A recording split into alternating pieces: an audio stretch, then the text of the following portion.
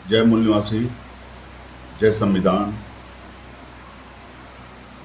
30 अक्टूबर 2024 को भारत मुक्ति मोर्चा के राष्ट्रीय अध्यक्ष मान्यवर भावन मेश्राम साहब एवं राष्ट्रीय पिछड़ा वर्ग मोर्चा के राष्ट्रीय अध्यक्ष चौधरी विकास पटेल के नेतृत्व में भारत बंद का आह्वान किया गया है। यह आंदोलन 4 चरणों में चला और अंतिम चरण जो है वो भारत बंद का है।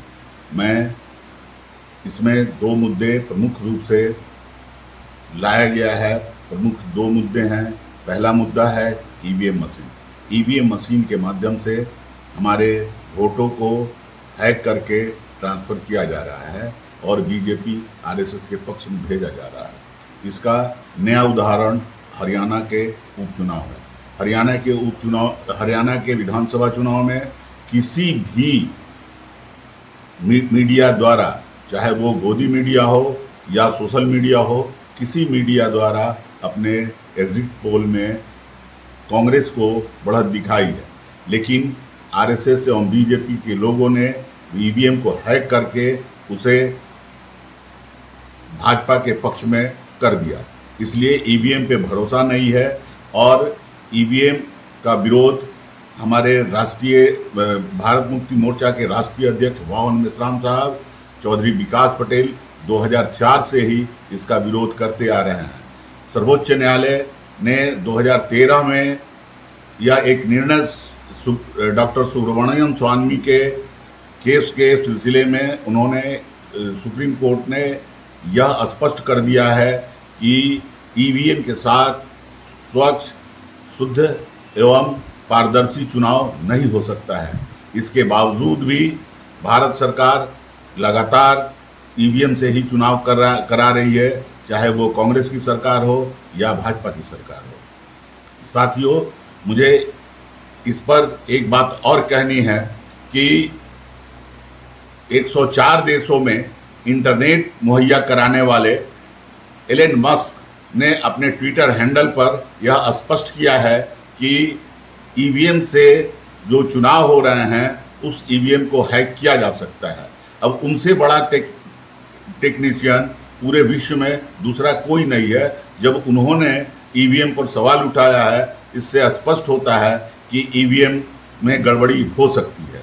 किसी भी साथी के बैंक खाते को किसी द्वारा हैक कर लिया जाता है, किसी देश के साइट और वेबसाइट को, किसी सेना के साइट एवं वेबसाइट को दूसरे देशों द्वारा युद्ध के दरमियान हैक कर लिया जाता है। जिस प्रकार से अभी रूस यूक्रेन युद्ध में भी एलन मस्क ने यूक्रेन का साथ दिया, जो मीडिया पर स्पष्ट दिखाई देता है। इससे स्पष्ट होता है कि ईवीएम में एकमात्र चिप होता है, जिस चिप की कोड जिला पदाधिकारी के पास होती है, तो जिसकी सत्ता रहती है जिला पदाधिकारी उसी का होता है।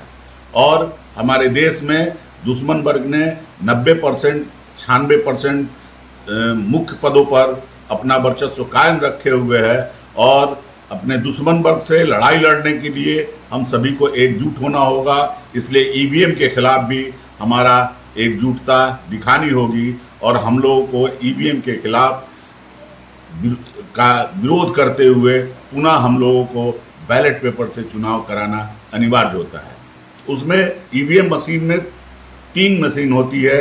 एक बैलेट यूनिट होता है, एक वोटिंग यूनिट होता है और एक वीवीपैट मशीन होता है। जो हमने वोट किया वो वीवीपैट के में पर्ची तो निकला, लेकिन जो बैलेट यूनिट है उस बैलेट यूनिट में किसके पास किसको वोट गया यह हमको पता नहीं होता है, ये मुझे नज़र नहीं आता है। इसलिए ईवीएम मशीन पर यह सवाल उठता है कि वो हैक हो सकता है और हरियाणा चुनाव में यह बात स्पष्ट देखने को मिली। किसी भी मीडिया चैनल द्वारा एग्जिट पोल में यह नहीं बताया गया कि यह किसका कि बीजेपी वहाँ सरकार बना रही है, लेकिन सरकार वहाँ बना बीजेपी का। उसी प्रकार हम लोगों को जातीय आधारित जनगणना पूरे देश में 1931 के बाद नहीं कराया गया है और उस 1931 में अंग्रेजों द्वारा कराया गया है और उसके बाद से आज तक कांग्रेस की सरकार न जातीय आधारित जनगणना कराई, न बीजेपी की सरकार जातीय जनगणना कराई।